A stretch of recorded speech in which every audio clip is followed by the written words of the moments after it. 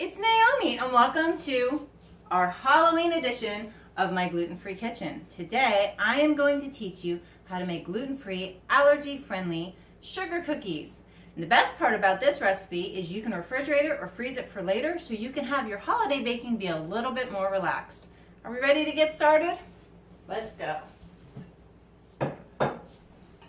All right. So today's recipe, I'm going to include both allergy-containing and allergy-friendly suggestions for ingredients. It doesn't matter what you swap out. This recipe will work well for you. The first thing we're going to do is we are going to add our margarine or butter to our recipe. Now, I am dairy allergic, so we generally tend to prefer Smart Balance or Earth Balance, but you can use real butter if you prefer. What you don't want to use is shortening, because it does not have enough liquid in it for this recipe. You are going to put in about a cup or 225 grams. Now, if you want to bake perfectly, you do want to measure by weight, but I know most people still cook by volume, so I'll try to include both. And to that, we're going to add 1 cup or 225 grams of sugar. If you cannot have sugar or you're trying to avoid sugar, I recommend monk fruit granulated version, which I believe is available at most retailers or online at Amazon. We're going to put that into our mixer and we're going to beat it on high until it's fluffy. If you have a stand mixer, this won't take hardly any time at all. If you have a hand mixer, it'll take 2 to 3 minutes.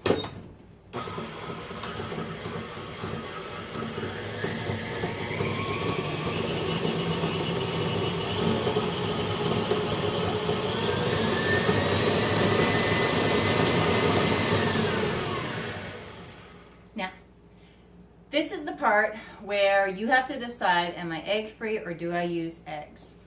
If you use eggs, you're going to add 2 eggs to this mixture. If you are egg-free, I am going to recommend that you use 1/2 cup or about 3 ounces or about 118 milliliters of either chia gel, flax gel, or something called aquafaba. Now, aquafaba is just a fancy word for bean juice. So, sorry, I'm hitching up here. What you can do is you can buy a 15-ounce can of beans, you can drain it, and it will give you a liquid just like egg whites that you can use for baking. I find in this recipe that the aquafaba is the best because it has the least strange taste and it doesn't put those little flecks in like the chia seed or the flax seed can do. I also find that any white bean works perfectly. I avoid chickpeas because I'm peanut allergic, but you could use chickpea juice, white bean juice, cannelloni juice. Doesn't really matter. We're going to put that in and we're going to beat it up.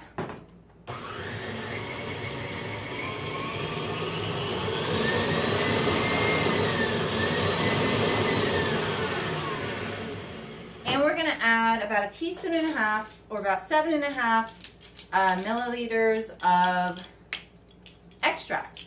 You could use vanilla, you could use almond, you could combine almond and vanilla. Today I am just doing vanilla. You're going to beat that up.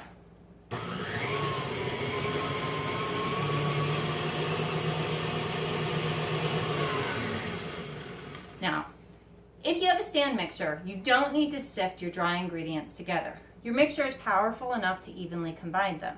But if you do not have a stand mixer, you are going to want to first mix or sift or whisk all of your dry ingredients together.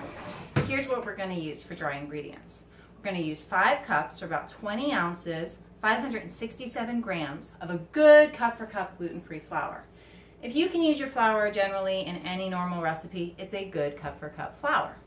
You're also going to add about 1/2 teaspoon or about 3 grams of salt and 2 teaspoons or about 9 grams of baking powder.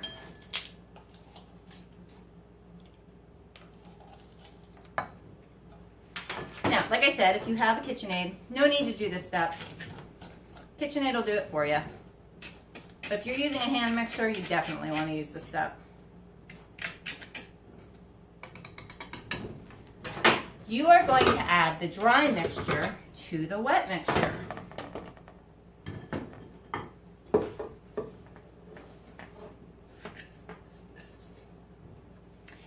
turn it on low speed for a few minutes until the dry ingredients are dampened so they don't fly everywhere. And then you're going to turn it on high speed and you're going to mix until the dough forms.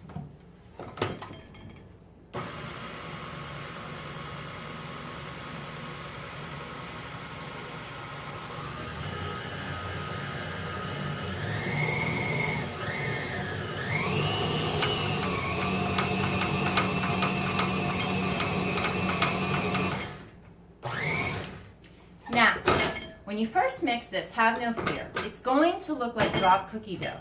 And you're going to think, how could this possibly work for rolled cookies? But let me show you something. When I put it in my hands, do you see this? It is not sticky at all. You can let it sit in the fridge or in your freezer, tightly covered. We're talking like plastic wrap or a to-go cover. In fact, some people I know prefer to let it sit for at least half an hour. As you can see, even though it's not sticky, it is very loose in texture when it is not cold.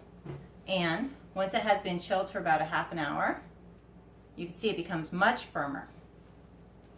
Doesn't matter, either way, it's not going to spread when you bake it.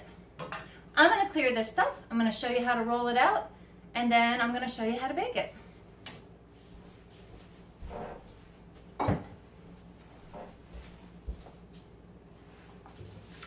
You know, I never had a real Halloween costume, and I don't know how I feel about it. It's a little too big, it's a little bit wrinkly, but again, so am I.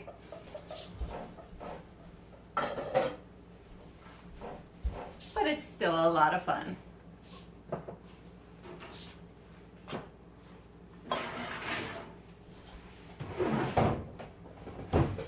All right. So of course you're going to want to roll this out, and this dough really doesn't stick. There's no real need to flour your rolling surface, but if you want to, you could.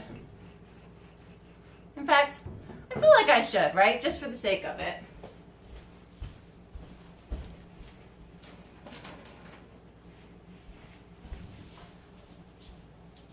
I'm back. Just in case, I would hate you guys to see this not work out well. All right, just a promise of a freshly mown grass and newly fallen snow. Guess I'm glad I laid it out because that's sticking a little bit. You're gonna roll this out to about 1/4 of an inch thick. That will give you a nice, sturdy, soft sugar cookie. The thinner you roll it, of course, the crisper it's going to be. And then you're going to cut it out. I'm cutting it out in the shape of the little men that I had to rescue.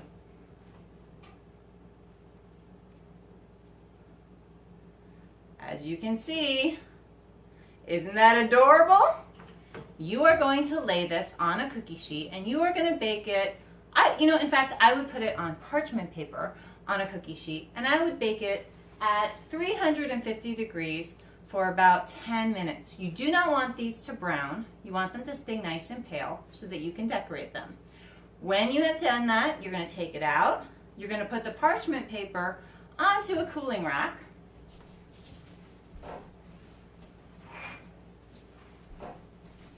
Like this. And you are going to let it cool for 10 to 20 minutes. And what you end up with is a nice, sturdy sugar cookie that can be iced. Now, if you need an egg-free or corn-free royal icing, you should really check out my other channel called Naomi's Allergy Friendly Kitchen. I just posted a recipe for a safe royal icing. You could use it to ice the cookies. You could use it to make gingerbread houses later this season. I'll show you what it looks like if I don't drop it first.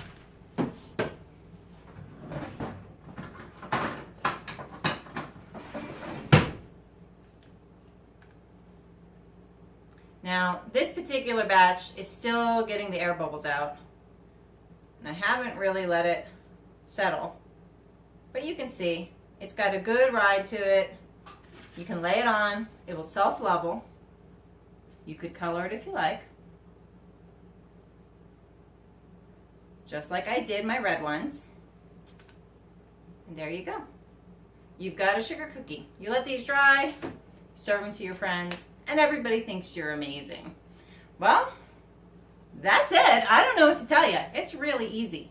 If you have any other recipes you'd like to see me make gluten-free for the holidays, please feel free to put them in the comment section below. I'll do my best to fulfill your requests. And don't forget, sharing is caring.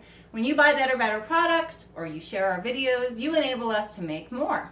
So don't forget to like, subscribe, and click the share button. Yeah, it's that kind of day. And don't forget, I love you. Bye.